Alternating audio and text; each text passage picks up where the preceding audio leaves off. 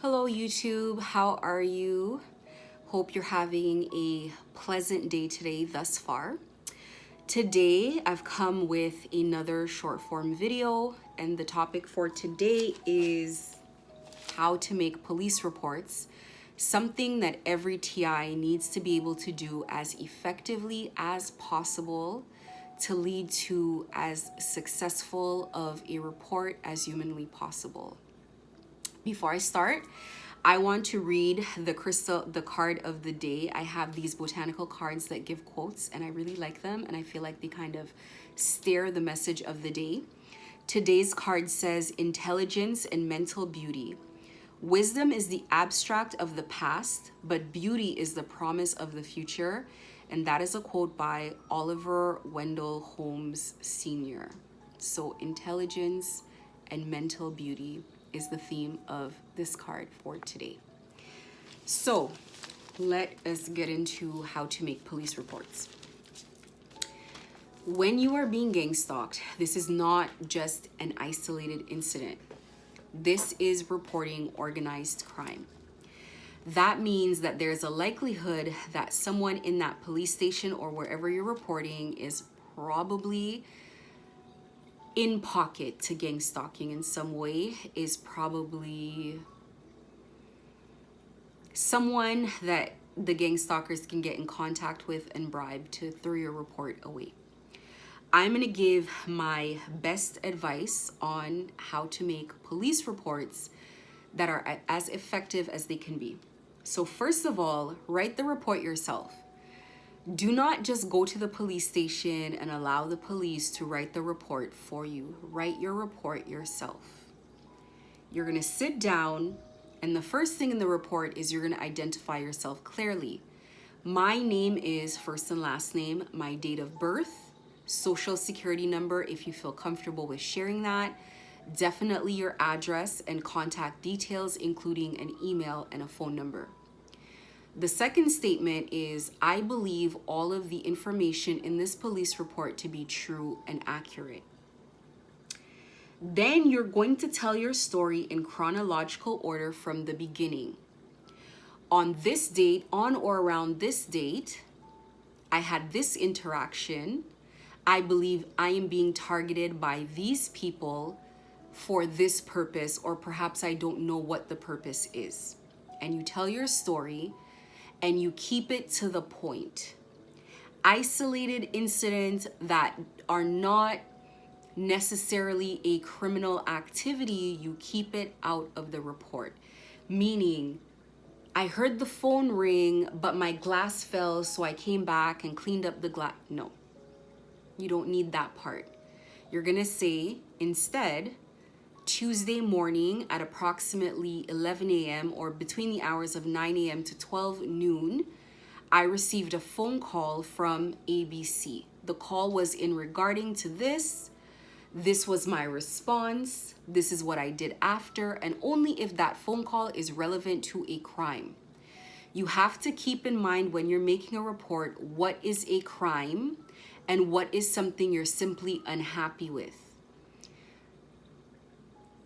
Police can prosecute only what they can prove, whether or not they know it's happening or not. So you need to give them as much evidence as possible, or as much reasonable doubt, or as much information as they can use to actually do research and investigate. You need to give them as much as they need without inundating them with a lot of nonsense they don't need to be reading about. So be clear about what you're writing. Add very specific fact-based details like full names, addresses, business names and locations, and identifying information, jobs, or where people work and at the time they were working there, because they can go back through tax documents and find out who was working there. The purpose of the crimes, of why you think these crimes are happening, the methods that you think these people are doing. You can have a whole section like I did in my police report that had what are the methods that these people use in order to carry out their crimes. Give them info that they can use to conduct investigations and do research. Not just your opinion, people are following me everywhere, but give specific information as much as you can. Be very observant. You are not ready to file a police report until you have as much identifying information as you possibly can. 5. Save old devices, pictures, and physical pieces of evidence for when you're going to need them at a later date. For example, myself, I have all my old cell phones that have been hacked. 6. Revise your police report often before it's ready to be given out or given to the police, so you can update it daily or every few days as significant events happen and they're fresh in your memory. That is when you need to put them in your police report. The length doesn't matter, it's how useful the information is. A very long, detailed, good police report is more important than a very short report that you can't do very much with. So it's not about the length so much, because multiple officers are probably going to have this report. They're going to be passing it around and they're going to use it as a reference. They're going to keep coming back to it. It's not going to be their notes. It's going to be your notes, not handwritten, typed up very clearly, very clean, that they're going to use as a very strong reference. And believe me, they're going to be grateful that you wrote it like a book report. If it needs a table of contents, then so be it, so that they can ruffle back and forth with it. 7, eliminate extra details. Like I told you, only if details are very useful and very important and very relevant. But things that make no difference, try to keep it shorter. Clean up sentences and make sure that you're communicating clearly and that what you're trying to say is very clear. Don't make it where it can be misconstrued or misunderstood, because they're not going to come back with you to check in with you when they're doing their investigation. Okay? Read it like you're an outsider, an outside party. Read it as yourself, as what you want to say, and then try to revisit it after a day. Usually sleep on things when you're going to revise them. Read them the next morning or the next day. Read it as an outsider. Like, if I were not a person who was involved in this, if I read this, could I understand what's going on here? Because gang stalking is a thing that's very confusing. They cast a lot of illusions. They lie a lot. So you got to make sure you make it very clear. Make it very clear to the police why you think this is happening and what is going on. Try to shorten where possible and try to elaborate where possible. Meaning, if something is very important, elaborate and put details. If something is it just doesn't make sense, it's insignificant, if you think you should still mention it, then mention it, but keep it brief. Submit the online version of your report to multiple online databases. So your city is probably going to have an online resource where you can submit an online report about cyberbullying. And another thing, put pictures and stuff inside of the report so that it's not big, so that it's easy to load. A PDF document could be 1,000,000 pages, but it's just a PDF. But when you put it up as a picture, a video, a piece of media, it's going to take up more space. So you're going to try to put things inside of the document, put pictures inside of the document, and make sure you find pictures of as many of gang stalkers as you know, even if they're in your family, whoever they are. Put their picture. It just gives a person that the police can follow around, tap their devices, and just kind of know what's going on about this person, right? Submit to multiple online databases, federal departments, FBI, whatever it is. Submit your report everywhere, because even if they don't investigate your particular case, they may want to investigate that person for another reason. Something might trigger in the report. Somebody who receives that report on whatever database will receive it, will read it, and something may happen as a result of it. So that's on a federal level, a local level, a federal level, local levels, and other bureaus. Okay. Store your report on a removable device, an SD card or a disk that is off of your computer that cannot be accessed.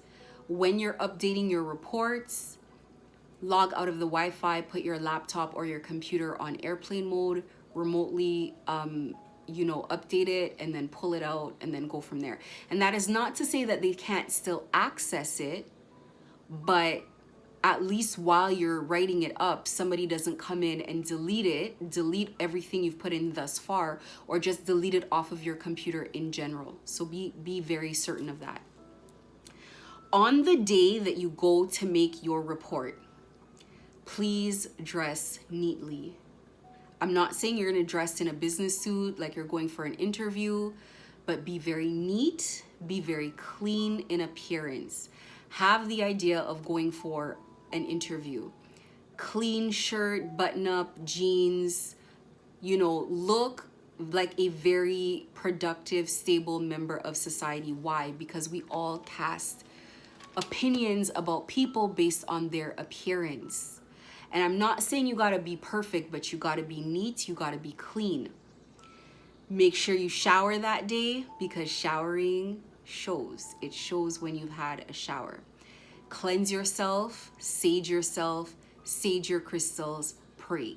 Pray on the way there, pray while you're there, and ask for the Holy Spirit to be with you, to make people's minds open to you, to make people listen to you, to make your report be taken seriously.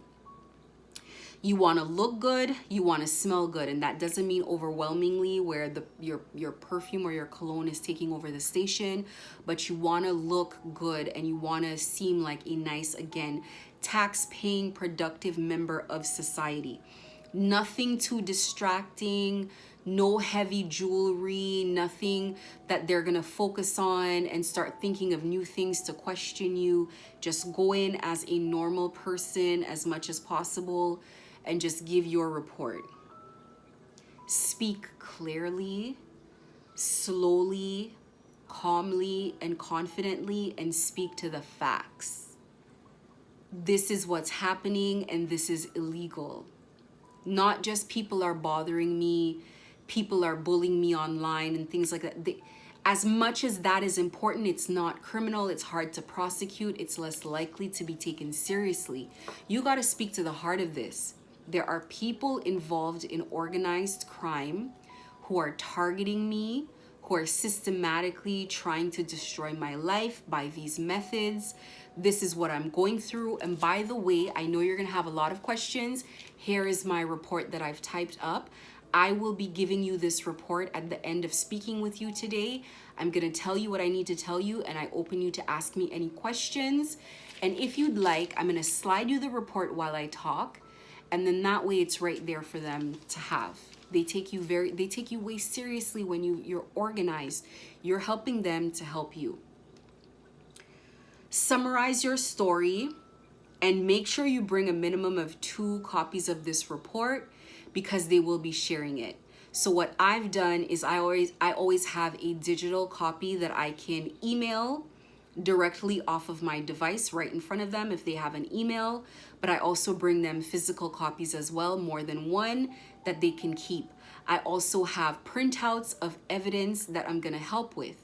And that can be all kinds of things like conversations, WhatsApp conversations, pictures, whatever have you, that they can have right there. So my reports tend to be a bit thicker because I'm giving them absolutely everything that I can in order to do what it is that they're supposed to do. Now, there is information that I do hold back, and I do not want to give up unless it's going to actually go to court. Now, that information usually is names of witnesses and people, because if this happens to be corrupt police, they're going to go and clean that situation up. So what I do is I do tend to withhold information that's very critical until I see that things are going to be taken seriously and go to court, and then I would bring those names forward to a prosecutor, not the police. You are going to add monumental credibility to your story and to you being taken seriously when you operate from this place, because they like to say that TIs are mentally unstable. So you want to make sure that you're organized, your report is well written, it's intelligently written.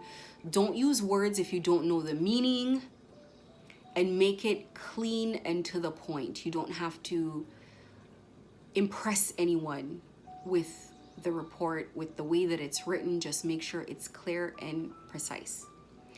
Repeat this every 6 months, or as new information comes up, or as the gang stalkers really truly violate you and you have a means to, and you have new really good critical information. Continue to submit the report, not too often, but also you need to be taken seriously, and as you come back and you bring updated information, it does help you in the long run. In addition to submitting to the police, you want to submit to other outlets as well, like news outlets, independent journalists that specialize in organized crime, or whatever reason that you think you're being targeted for, cyberbullying networks, Interpol, or other sort of organizations that deal with people traveling around, anonymous tips and anonymous hotlines, federal bureaus, city officials, and keep brainstorming other places that you can submit reports so that people know what's happening to you and they know what's happening. So other places that I submit my reports to are places like telecom communications companies, to the president's department, to the heads of these companies as your devices are being hacked. So that's like the internet company, your cell phone provider, places like that. So that not only do they know what's happening, but they have a complete story, and they can really look into their own staff and see like what kind of things are happening in my business that are related to gang stalking. And that is how, in my opinion, you make a very strong, effective police report. Please take as much information as I give you as possible. Listen to this video as many times as you need to. Take notes in order for you to produce reports that are effective. Alrighty? The card of the day, the spirit card of the day, is go back to the heart of who you truly are. There you will find peace. Look at your life in its entirety.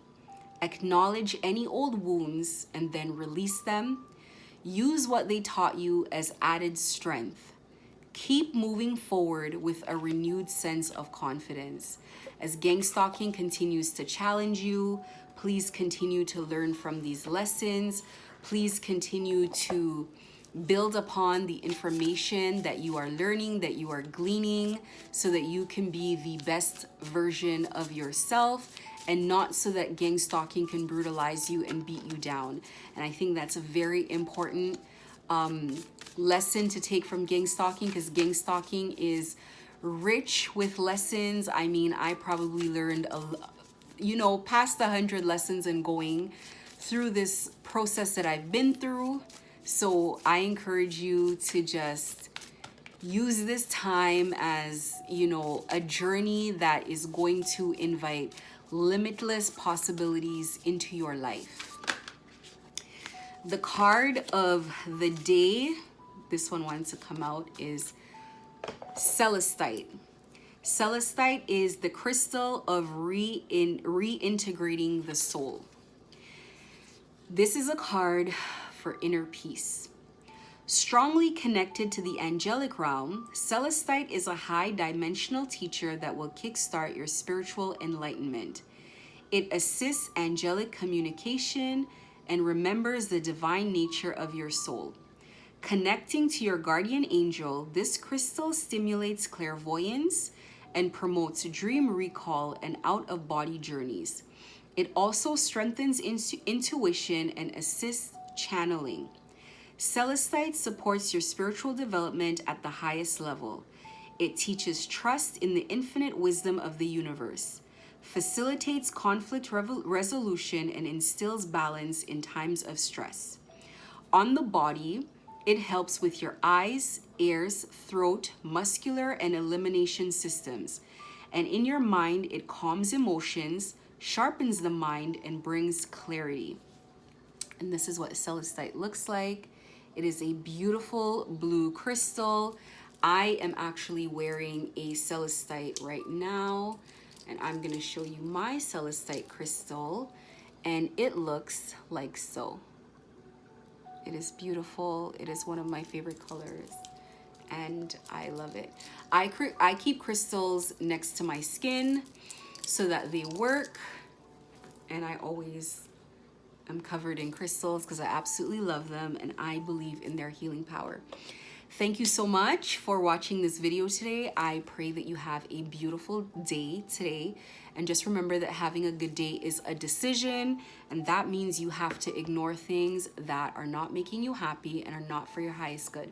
Have a great day.